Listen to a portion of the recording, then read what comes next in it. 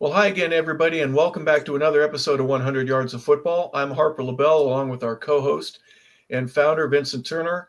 Our producer and engineer is Logan Landers, and we want to thank Logan for putting this show together for us today. We're going to look at our NFL Draft Prospect Show.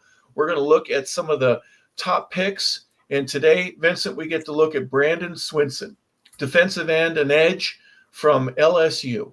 And here's another one of these LSU players, Vincent. They seem to get 3 or 4 every year. A defensive guy that can run like the wind. He's strong. He's fast. He's played SEC level football throughout the 4 years of college, and they just bring it when they get to the next level. I'm pleased to get to talk about Bradyn and get a chance just to break him down a little bit, see what he's done in the past, and see where he might end up fitting in the NFL draft here coming up in April.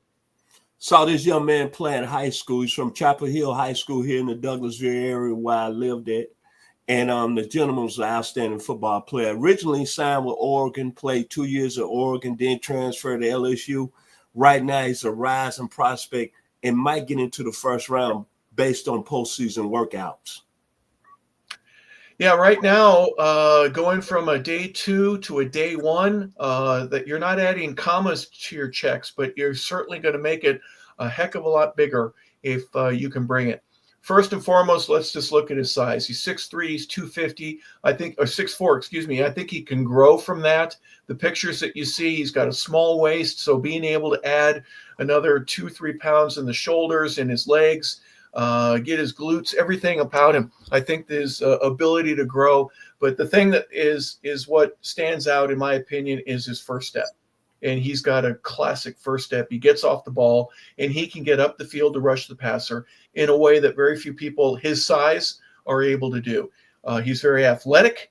There are times where we occasionally tease about some of the criticisms of these guys, that they have flexion or tight hips or blah, blah, blah. Dude, just can he ball or is he not quite there yet? That's the biggest thing. But, breaking it down differently, he plays hard.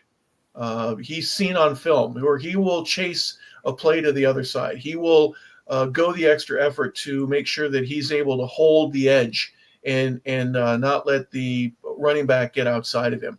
Those are all intangibles that are really important when you look at things that are aside from the strength and from the speed. That to me really sticks out. Plus, he's a tough guy, and you can use him in multiple situations because he's 6'4", 250. Let's say he gets up to 268, maybe 262, somewhere in that range.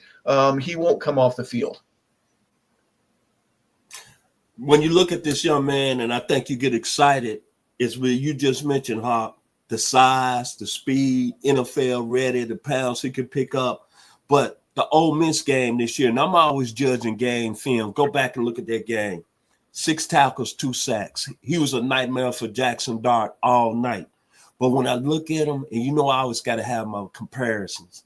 He reminds me of Mike Pitts, who was with Alabama back in the day. Charles Benson that played at Baylor. Al Harris that was at Arizona State. And he got a little Tony Tolbert with the Dallas Cowboys in him. This is a guy that's going to earn a lot of money. I expect he's going to run well in the postseason workouts. But most of all, I'm always a firm believer because you played in the league 11 years, Mr. LaBelle, and you taught me one thing. It's all about your effort and toughness. And when you look at this young man here, Mr. Bradyn Swinson, who I saw playing high school, I'm not surprised that we're talking about him being one of the best edge rushers going into the 2025 NFL draft. And think about this when I end this today. He's played for 2 top programs, Oregon and LSU. Back to you, Mr. LaBelle. Yeah, one of the things that he brings with him is a great move. Does he have a second? Does he have a third move? And the answer to that is yes. He's got a really good spin that he can use when he's in space against a tackle.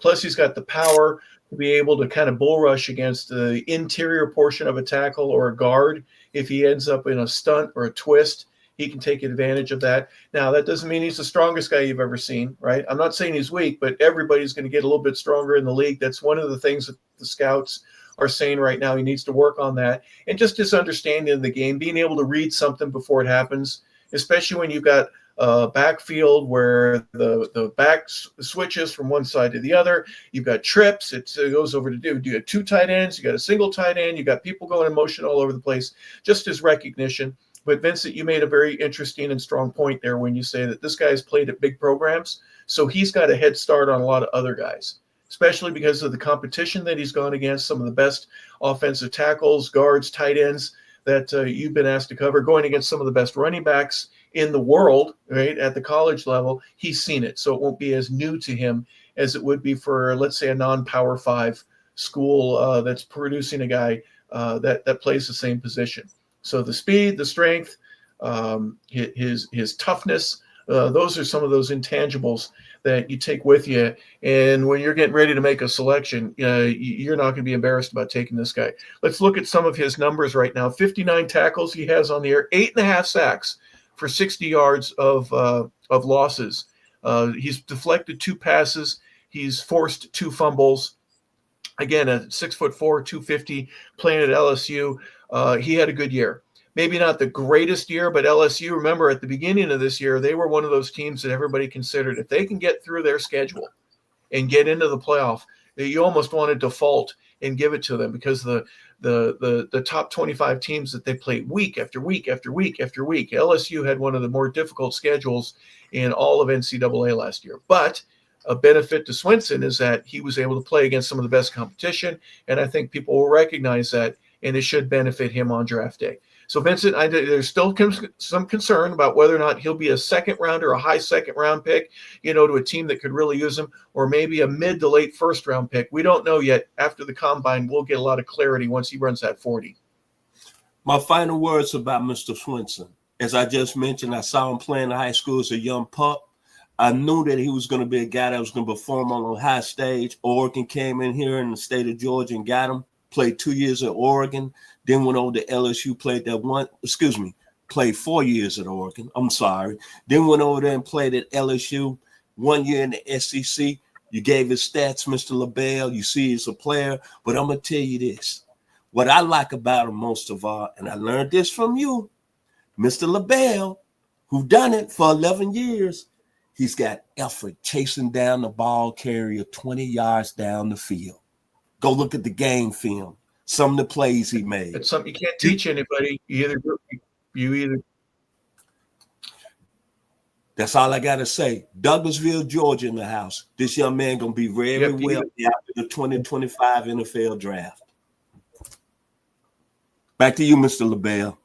Yep, you either got it or you don't. And when you have it, when you get to see things that this young man can do at an NFL type level. One of the first things that jumps, will he chase a guy down 20 yards down the field? And if you can, it's amazing. So work on your 40 time, work on your overall strength to be able to battle some of those big tackles that are part of the National Football League. And the sky's the limit for you, young man. We wish you the best. So Bradyn Swinson is the first of the features that we have here today on 100 Yards of Football. We want to thank Logan Landers, our producer and engineer, for helping put the show together.